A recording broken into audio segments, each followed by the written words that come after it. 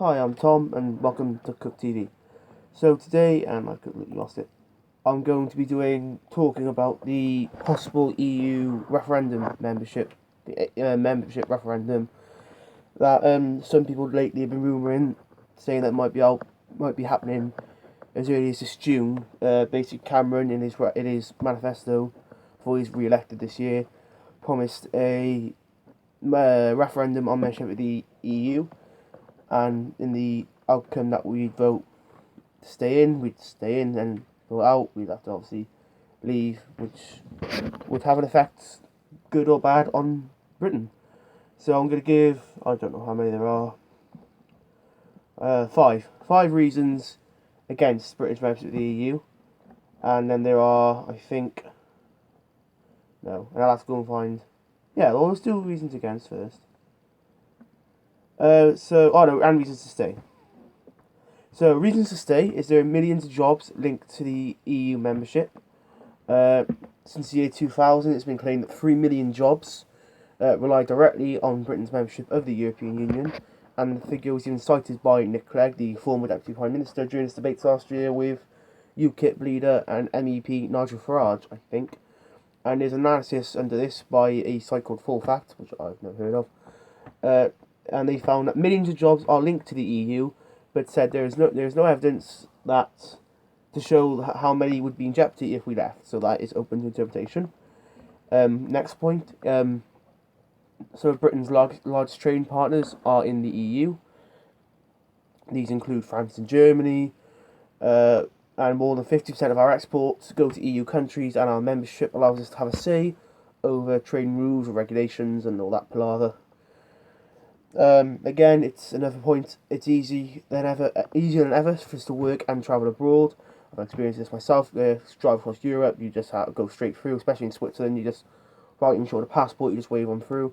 And it says here that around 1.4 million British people live abroad in the EU. So whether it's Spain, France, Germany, wherever, and having membership makes movement around the continent incredibly easy. And driver license issued in the United Kingdom are valid in all European Union countries.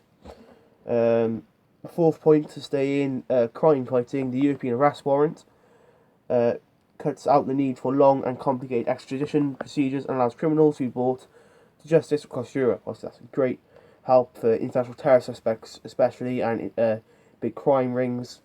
You could just say they're British and they've been arrested in France. You could just get them straight back to from France to Britain.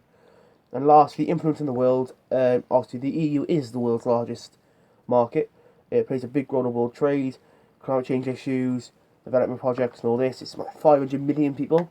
And obviously, if you're negotiating with a clout of 500 million people behind you, someone like America, or the Chinese, or the Indians, or Russia, you have a lot more of a, you could be a lot more vigorous with your negotiating than someone like Iceland, the 300,000, or, it has clout to take on multinationals such as Google and Microsoft. That basically, although that doesn't really help Google pay their taxes. Reasons to leave then, obviously the biggest point for Britain, border control's back in our own hands at the minute. We don't have border control. It's unlimited access to migrants across Europe to just come to Europe, to come to Britain, and vice versa. So it works both ways. Obviously, that's a big point for UKIP and a lot of more right-wing conservatives and some Labours, not really. And basically, they say that any attempt for the government to control immigration is futile because of this. It's part of the Treaty of Rome. I'll have to check that. I will check that. We could make a large membership fee saving. Obviously, we have to pay to be in the European Union. It's a club. Most clubs have membership fee. It's £55 million a day to be part of the EU. But it's claimed to be 55 million a day. But the same Full Fact estimate estimates that the figure is close to £24 million per day when rebates and other receipts are taken into account. So we're still paying 24 million a day, not 55 million as some people claim. That's more of a bigger figure. The biggest point for a lot of Eurosceptics, which unite both the left and the right, is that it's seen as lacking democracy. the European Parliament is directly elected, the MEPs, etc. The powerful Commission, which is sort of like the European Parliament's cabinet, the big ministers, they are not. They are not really represented by the people. And many of these many of the laws passed by the Commission affect the individual countries' legislatures, their parliaments, and they see the system's undemocratic. I think for the European Commissioner, High Commissioner, there's only one candidate and nobody could see who. No citizen of Britain could see who their MEP voted for. That's another big thing. Other countries, obviously, this is all stated from a British perspective. So other countries can successfully go it alone. Many Eurosceptics look to people like Norway as a country that trades with the European Union without being in it. It also controls its own agriculture, keeps its fish, rather than accepting EU quotas. However, Norway does have to pay to be part of this membership. They are bound by regulations they have no say over. That's a counterpoint for that. And a big point, which isn't really confirmed yet, it's sort of up in the air. Nigel Farage sprouts this point a lot. Is getting rid of any threat to Britain's military freedom. So some people claim that there are ranks. It says that there is a push within the ranks, but I've personally never really looked at it to see if there's any evidence behind it. They claim that there is a push from the ranks of the European Union's leaders for it to have its own army. Obviously, it already has its own flag, its own national anthem, its own anthem. The president of the European Commission has Jean-Claude Juncker, has actually said earlier this year that it would help show Russia that the European Union was serious about defending member values. In the past, the British government has been forced to block moves to create EU-controlled military forces. So that's the facts on the matter. Some Sky News, I reckon they have a bit of a right-wing bias, but everything else, all the BBC, something like that, was a bit too complicated, a bit harder to explain. Full paragraphs and stuff like that. Personally, I'm too young to vote right now. I would vote out because it's severely affecting Britain's sovereignty as a nation. And at the end of the day, we built an empire, and we built the empire, and all these people saying, "Oh, Britain's too small to go alone" and stuff like that. Yet we're America's biggest ally, and they don't really say that when we're proposing military ventures, do they? They don't say, "Oh, Britain's too small to go and help in Afghanistan." They expect us all to pull our own weight equally. But as soon as it comes to trading, oh no, Britain can't do enough.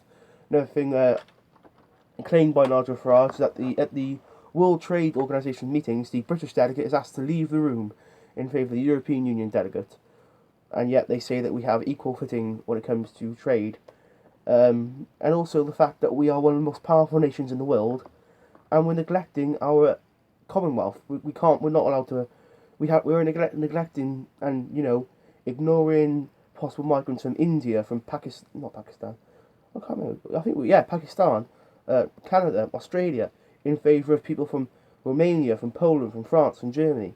And, we could have one migrant from the European Union, which has no qualifications whatsoever, versus a doctor or a teacher from India, and we have to take the unqualified guy because he's from, or woman, because he's from Europe. And to me, it doesn't make sense. It's not fair. It's not right. And also, as I said earlier, we are thought to be the most influential country in the world in terms of soft influence, which isn't not like America and Russia have these big guns and if you don't do what we say, we'll bomb you. Through our links to other countries, from like militaristic treaties, from just good relations with other countries, we are thought to be the most influential. We can reach across the board better than other countries can. Britain could negotiate with both Russia and America and have no real backlash. Yeah, people say that maybe you won't have as much clout dealing with multinational companies when we are one of the oldest democracies in the world. We are one of the most powerful countries in the world. It just doesn't make sense to me. But that's it for this video. I've said I'd put a short video out on Wednesday. Wednesday's more likely to be the political video because I'll be on my own. Maybe you don't like me on my own, but that's you. This Saturday, I'll be filming a couple with Tom, because I'm not at my dad's because he's away, so I'll be able to see Steve. And the next Saturday, hopefully we'll have Steve back on the channel, his channel, but he's never on it. And I think on Saturday, this Saturday with Tom, we're looking to film a conspiracy video for my channel. We don't know what on yet. And for his channel, we're going to be filming, I've decided, a video on the recent deaths in music and entertainment, as suggested by my stepdad. So, until next time, bye.